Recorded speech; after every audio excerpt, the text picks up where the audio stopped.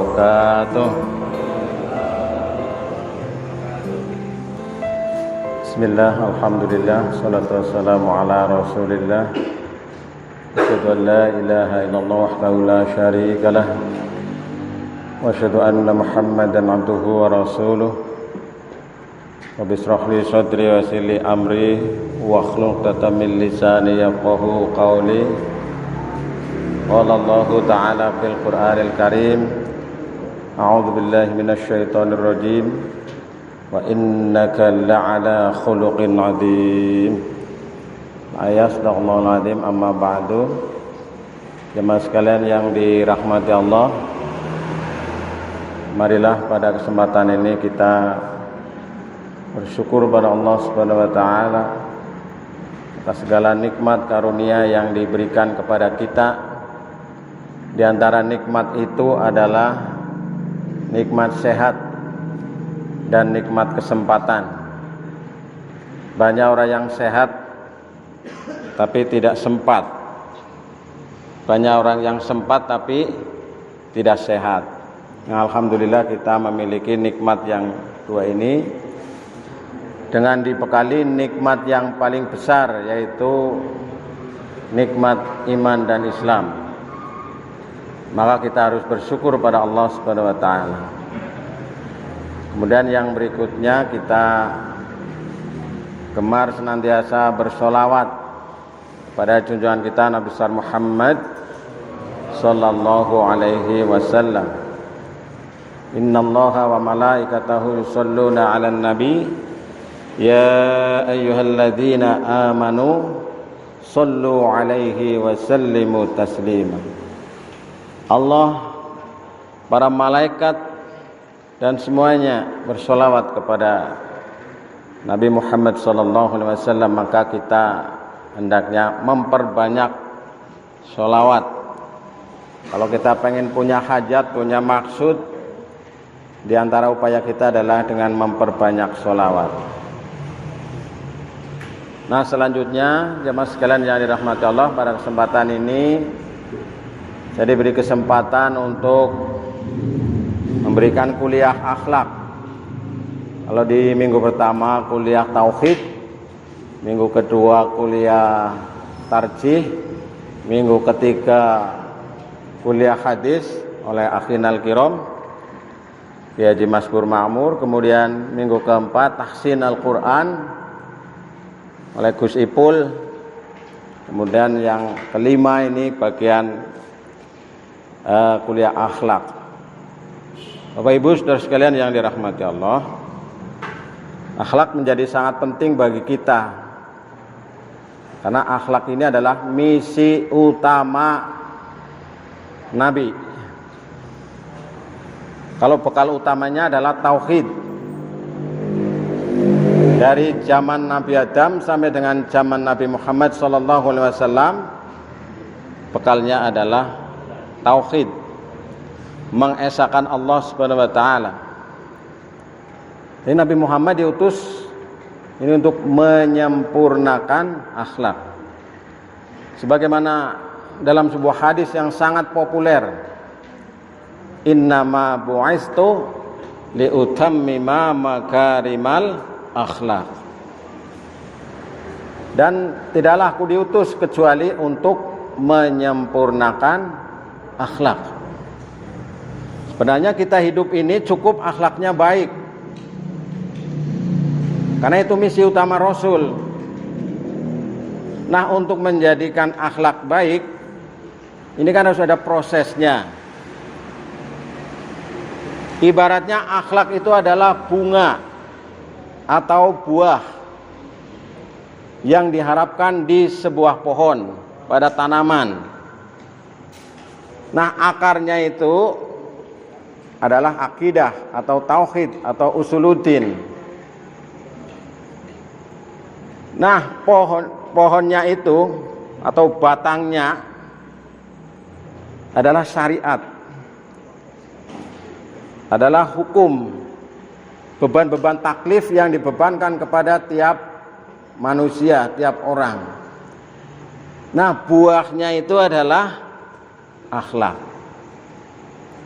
Jadi kalau buah tanpa akar itu mustahil.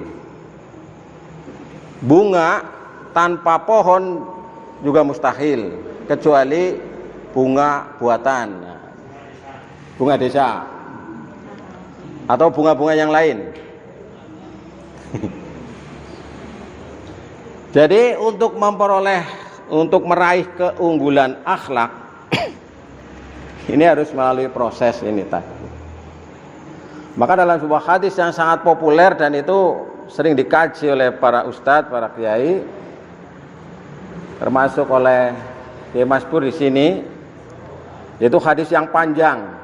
Saat Rasulullah sedang duduk, kemudian datang seseorang yang sangat besar, kulitnya hitam, bajunya putih, kemudian menanyakan, akhbirni anil iman, berilah saya berita kabar tentang iman.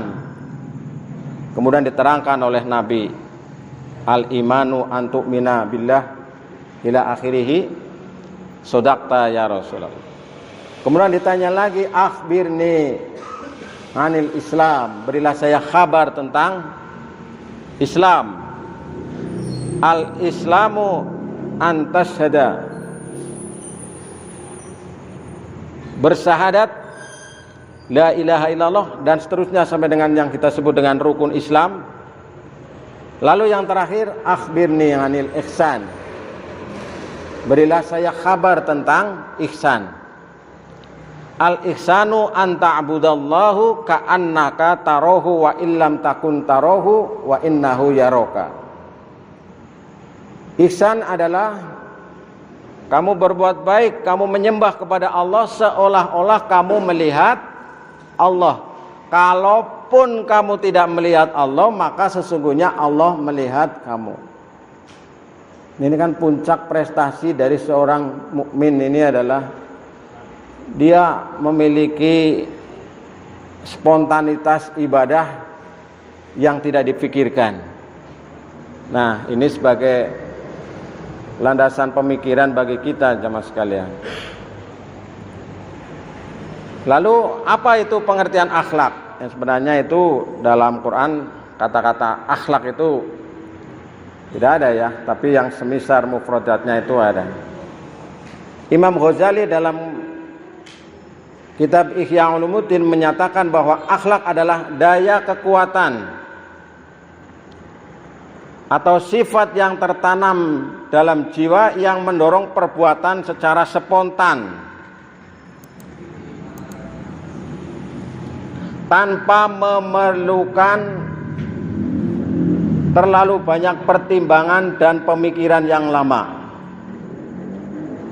Saya ulangi, Hujjatul Islam, ini yang banyak dikaji ilmu-ilmunya, Imam Ghazali menyatakan bahwa akhlak adalah daya kekuatan atau sifat yang tertanam dalam jiwa dan mendorong perbuatan-perbuatan spontan tanpa memerlukan banyak pertimbangan dan pemikiran yang lama. Unsur yang pertama, jemaah sekalian, sifat yang tertanam dalam jiwa. Jadi akhlak ini adalah merupakan sesuatu yang melekat di dalam jiwa kita, di dalam hati kita, dalam kolbu kita, yang mendorong perbuatan secara spontan.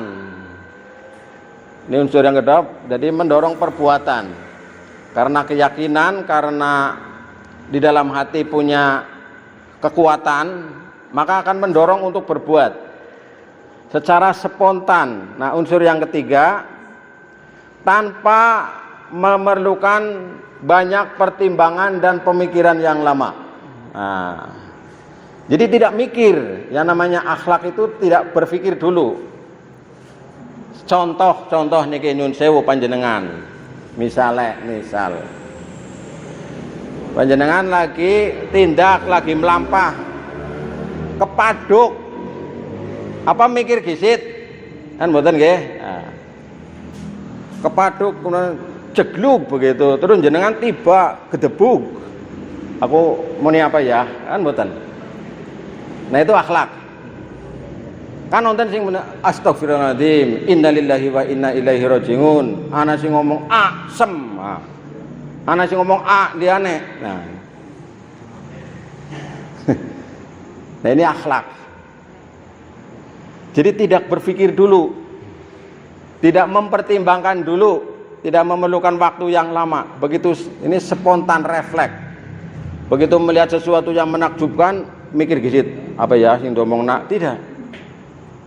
Tapi begitu melihat sesuatu yang menakjubkan, dia akan spontan mengucapkan subhanallah atau masya Allah. Dan berbagai macam aktivitas ini ya cermin akhlak. Maka jamaah sekalian yang dirahmati Allah, saya mengajak ini kepada para guru, para ustadz, para mubalik, para orang tua.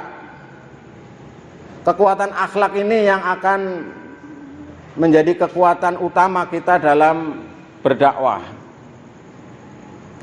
Pak guru akhlaknya mboten sae, nyun sewu. Bu guru akhlaknya mboten sae, kepripun niku.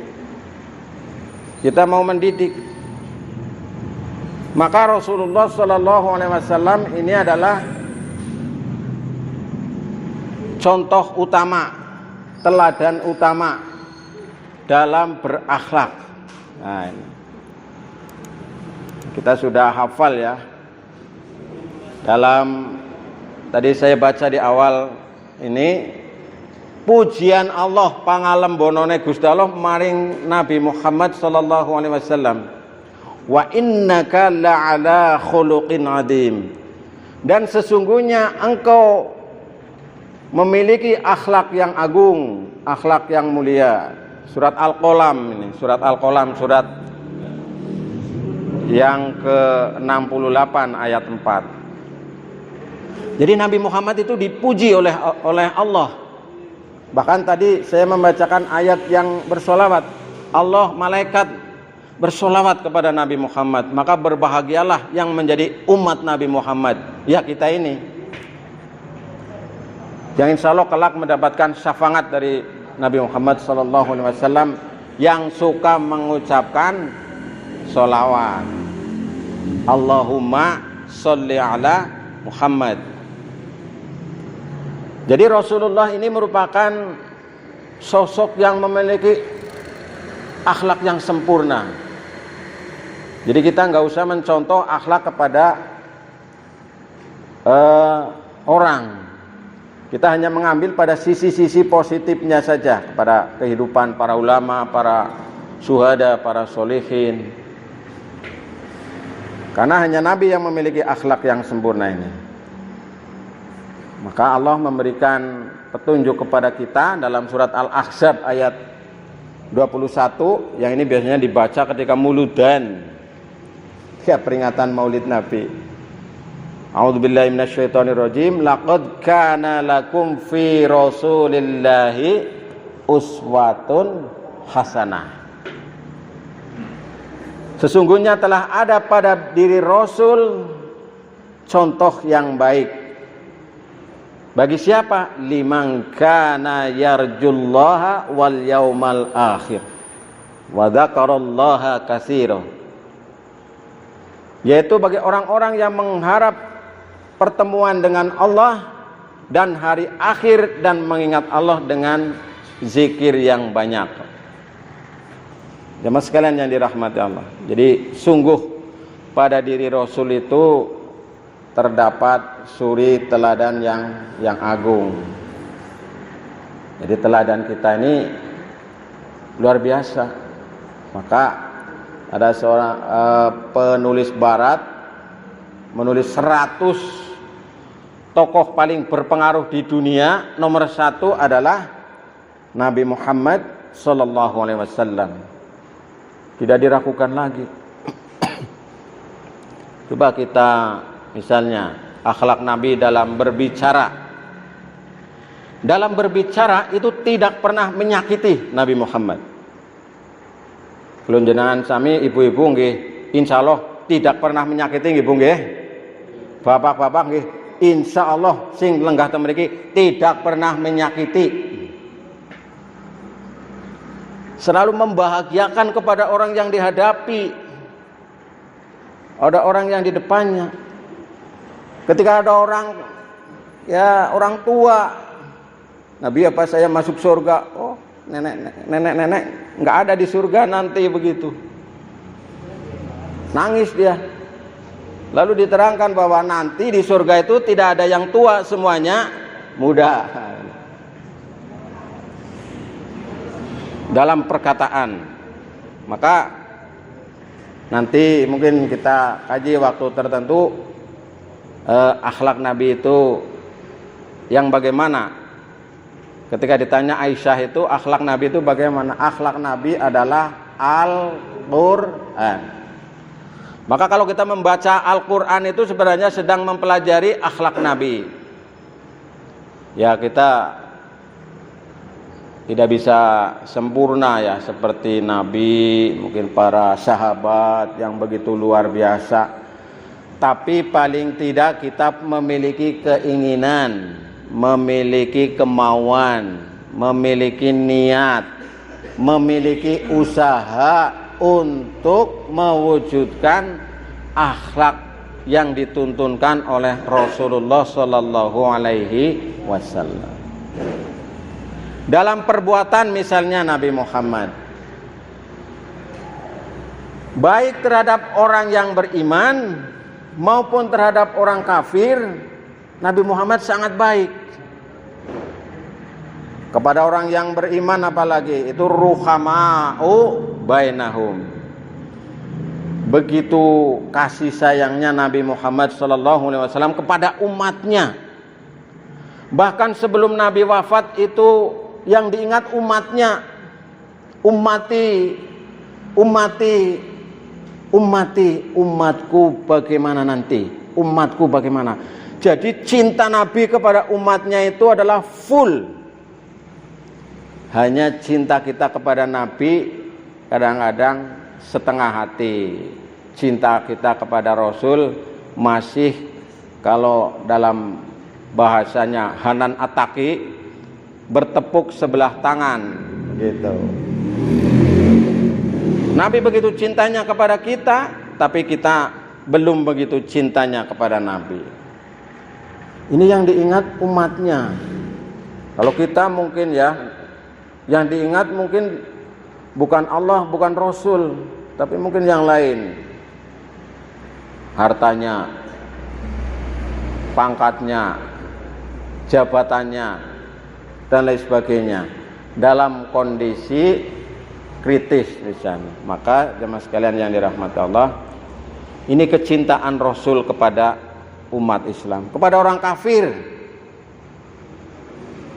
Ketika Nabi Muhammad dikejar oleh orang kafir mau dibunuh. Nah, jadi kalau zaman Nabi itu berdakwah itu resikonya 100%. Kalau kita sekarang berdakwah tidak ada resiko. Apa kita sekarang resikonya? Enggak ada.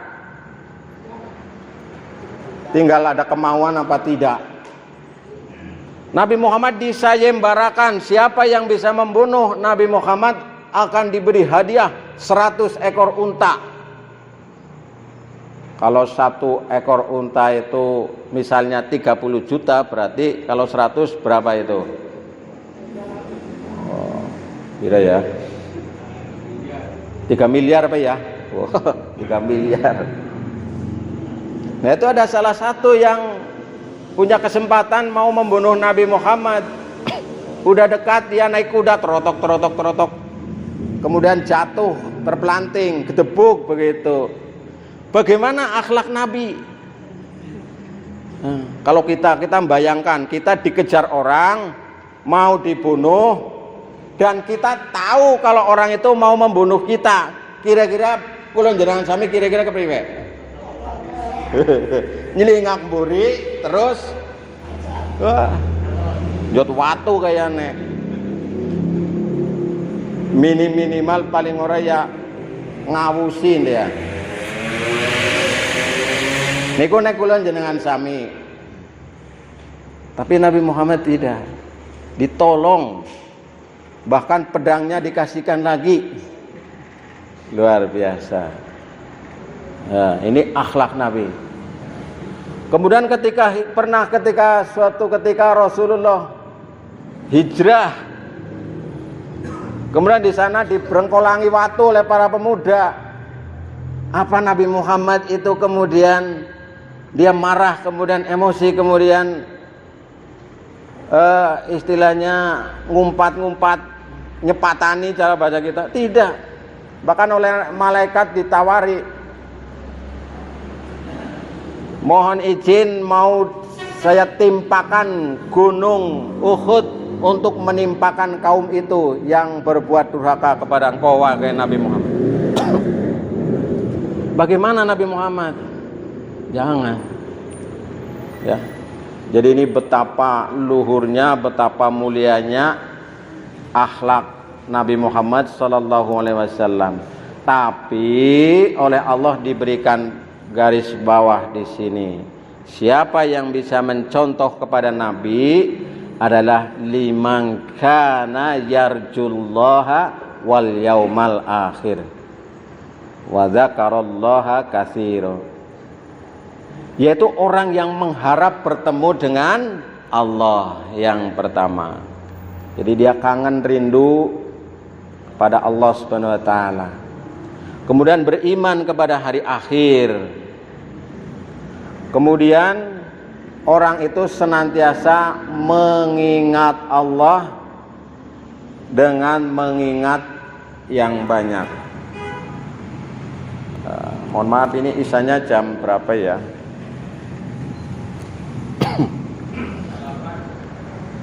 Pukul 19 lebih berapa Mas Arif? Ya. Ya nanti serampungnya nggih.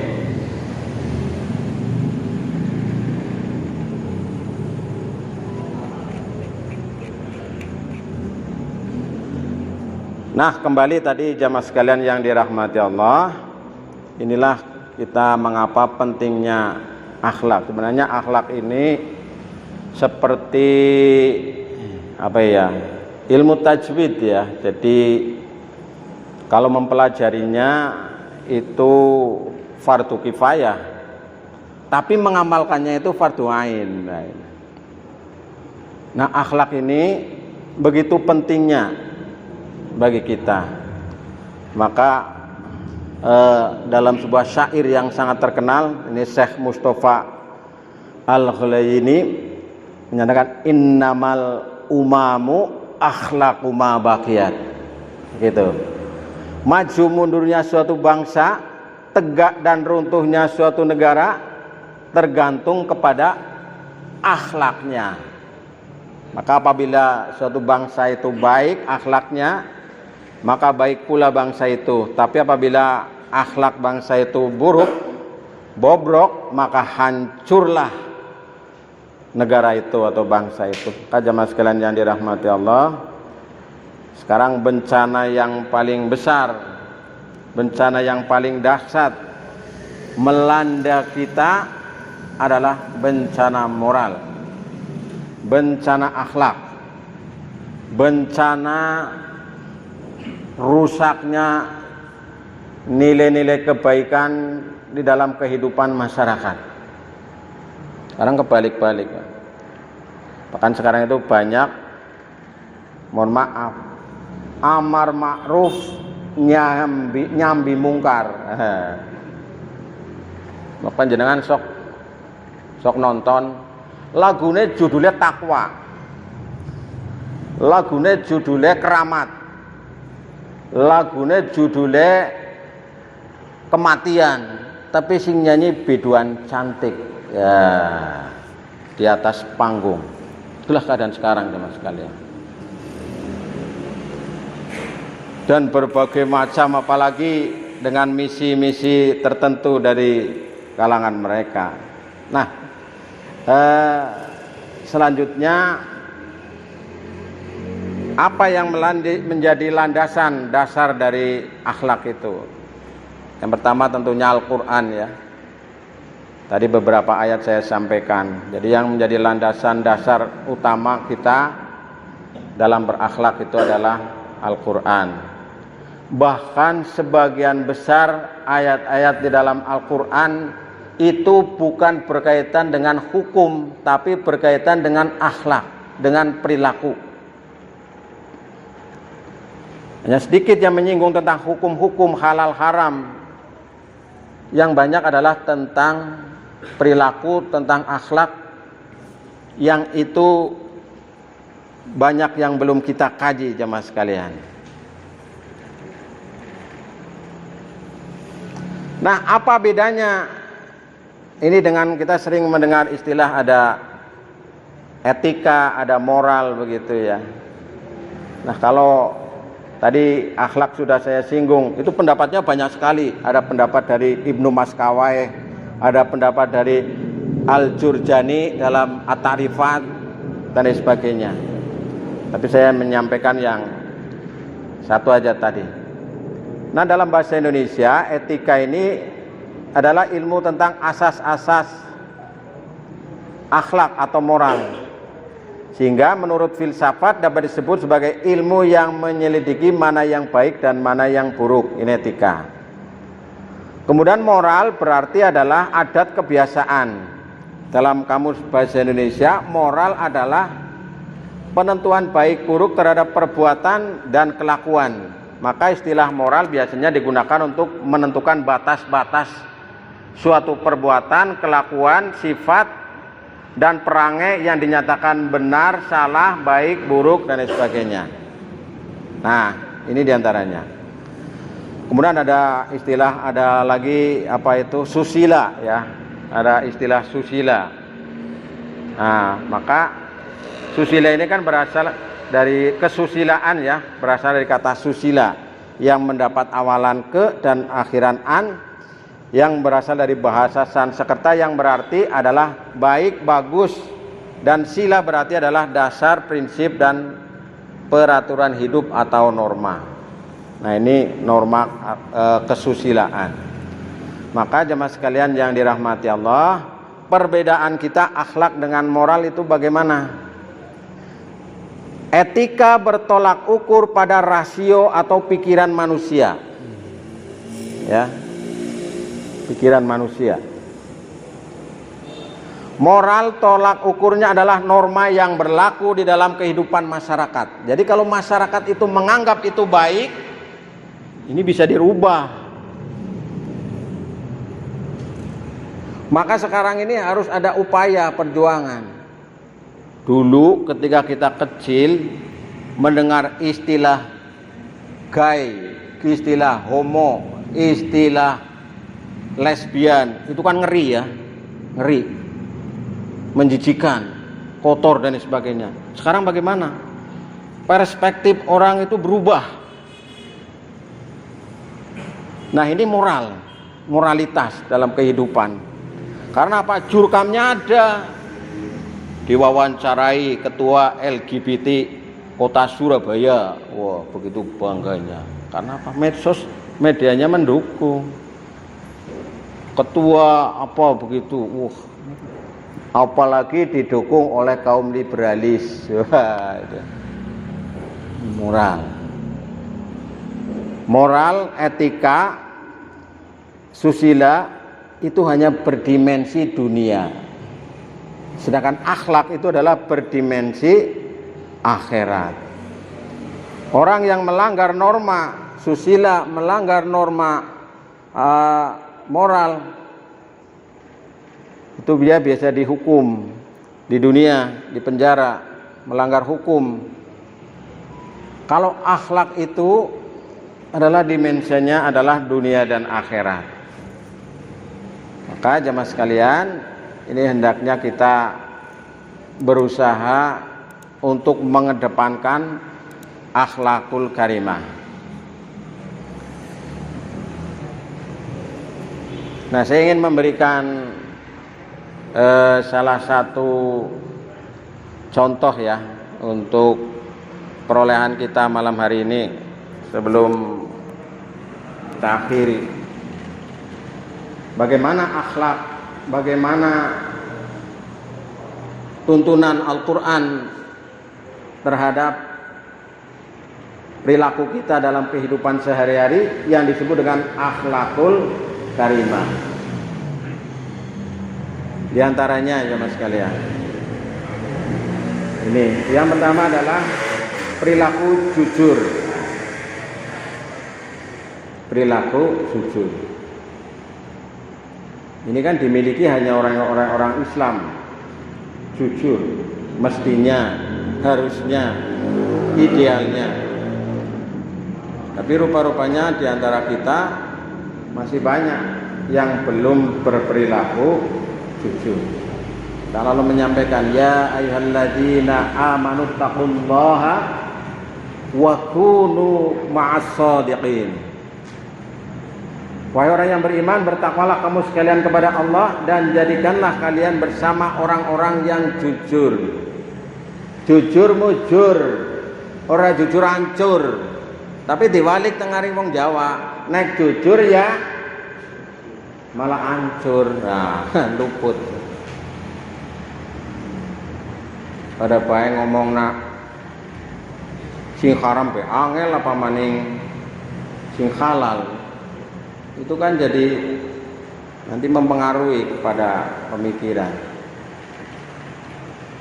Nah ini antara lain perilaku jujur sebagaimana tadi yang maktub dalam surat At-Taubah ayat 119 ya, nanti bisa dibuka kembali. Besok mungkin kalau ada kesempatan kita pakai slide ya, pakai LCD. Jadi jamaah lebih ini, mau nyatet, mau ngapa lebih mudah. Jujur yang terpancar dalam hatinya karena akidah, karena keyakinan, sidqon min qalbihi, adalah jujur dalam hatinya. Tidak hanya dalam lisannya saja, tapi juga dia benar-benar jujur dalam hati yang paling dalam. Maka kita sebagai mubalik, sebagai guru, sebagai orang tua itu harus mengedepankan kejujuran. Nah ini saya ingin menyampaikan contoh akhlak ya. Jujur dalam hati meyakini, kemudian dalam lisan itu mengucapkan, kemudian dengan perbuatan dicerminkan. Jadi tidak hanya jujur secara lisan saja. Pak nyuwun cici Pak. Nah, kalau jujur ini enak.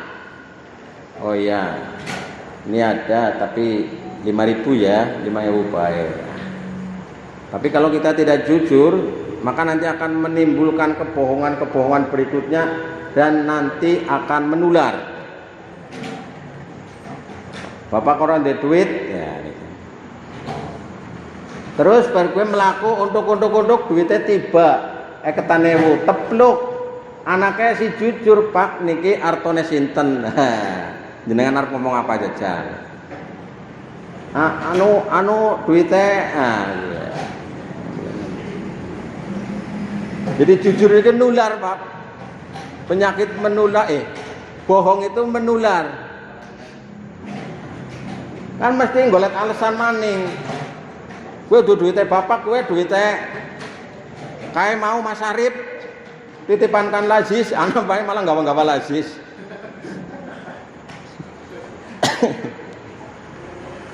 Ini salah satu contoh akhlak yang menjadi sifat Nabi itu kan. Ya kita mungkin tidak bisa 100% ya. Kecuali nanti ada kajian khusus bohong yang diperbolehkan itu kan ada. Bohong dalam peperangan, perang jujur. Tembak. Karena ada itu pakai pakaian yang koreng-koreng, pakai daun, nggodong, men ora keton. Karena siasat. Ini salah satunya, contohnya. Kemudian yang kedua, amanah. Amanah. Iki abot renggane.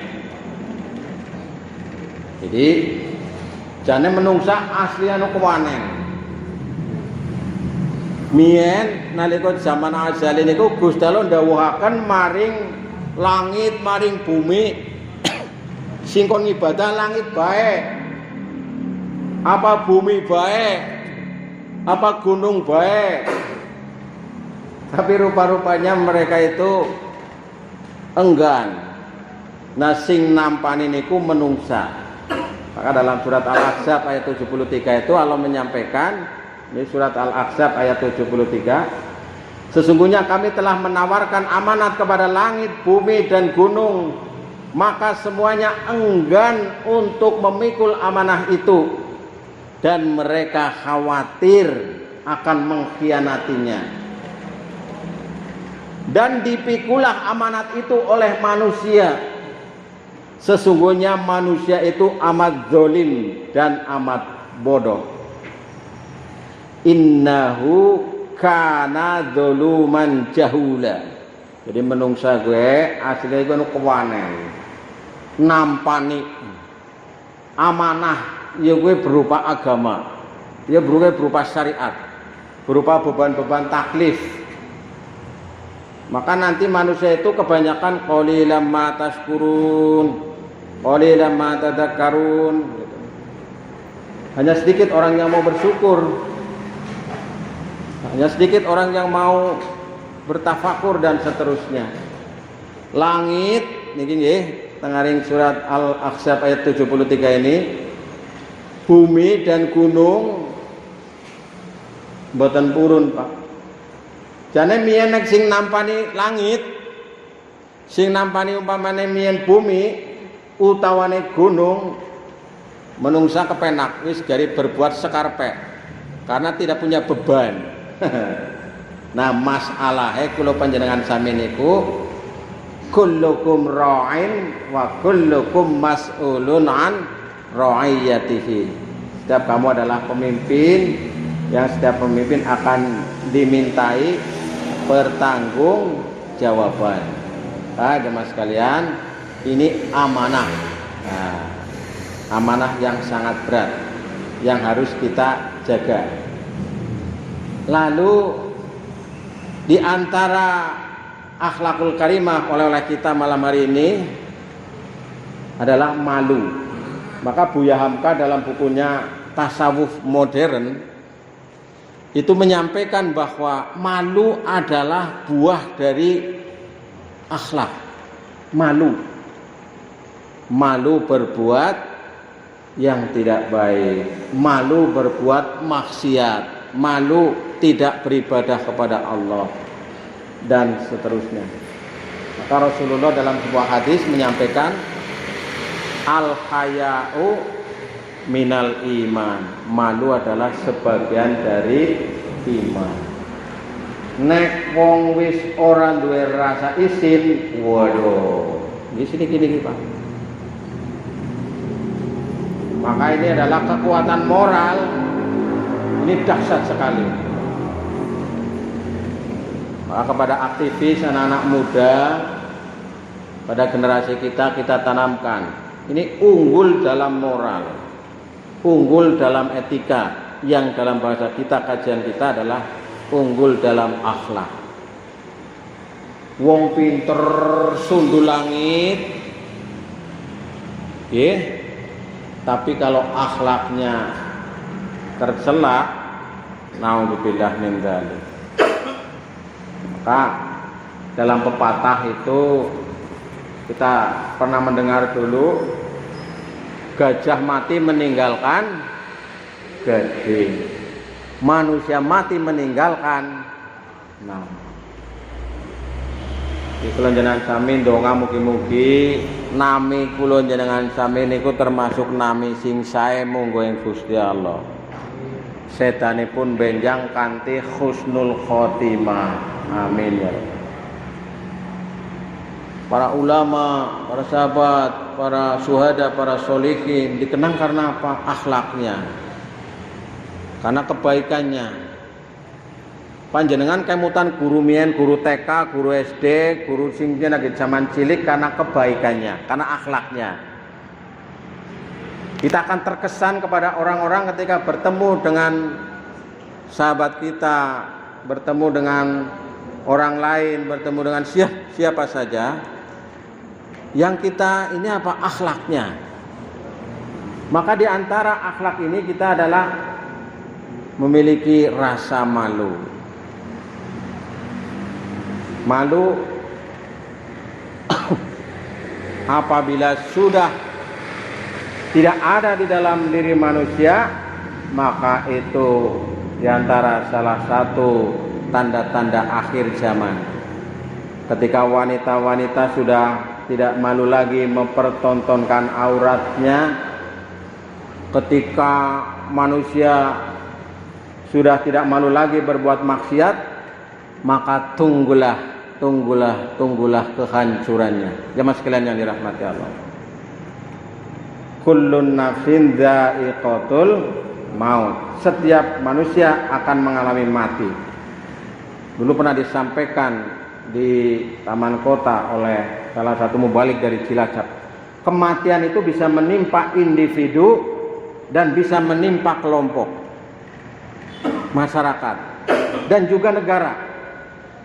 Kematian individu ya mati, wafat, sedo, pejah. Kematian suatu kelompok karena apa? Akhlaknya rusak. Mati dia kelompoknya itu. Kan semuanya dulu kan hancur itu ya. Nah, ketika akhlaknya rusak, ini akan mempercepat proses kehancuran suatu kaum, suatu komunitas. Maka jemaah sekalian yang dirahmati Allah, bagaimana dulu ketika kita mendengar cerita-cerita zaman dahulu, sekarang sudah tidak ada lagi kelompoknya, negaranya. Ini kenapa? Biasanya diawali dengan akhlak, dengan perilaku yang tidak baik. Nah, ini diantaranya yang harus kita kedepankan, yaitu kita memiliki rasa malu. Jangan sampai kita ini hilang. Maka kata Ebit, diantara karena Allah menimpakan azab, bencana, Tuhan mulai bosan melihat tingkah kita yang banyak dosa, yang berbangga dengan dosa-dosanya. Maka hendaknya kita berusaha supaya terjauh dari hilangnya rasa malu ini, jemaah sekalian yang dirahmati Allah. Inilah sedikit kita sebagai pengantar kuliah akhlak kita. Nanti insya Allah, nanti mudah-mudahan ke depan ini yang ada Jumat kelimanya kapan lagi gitu ya. Kalau kita nanti belajar bersama, ada bukunya, kita beli, kita kaji bersama. Mungkin yang cukup representatif, mudah dipahami itu dari Profesor Yunahar Ilyas, salah satu PP Muhammadiyah. Itu bukunya tidak terlalu tebal, cukupan, itu judulnya Kuliah Akhlak. Mudah-mudahan nanti ada kesempatan kita bisa bertemu kembali jemaah sekalian. Dan ini sekaligus sebagai refleksi kita di akhir tahun 2021 ini. Nanti malam kita masuk 2022. Mudah-mudahan hari esok lebih baik lagi. Hari esok kita mendapatkan keberkahan yang lebih luas lagi.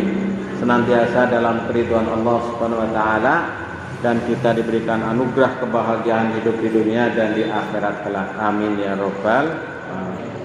Saya kira demikian, kurang lebihnya mohon maaf. Assalamualaikum warahmatullahi wabarakatuh.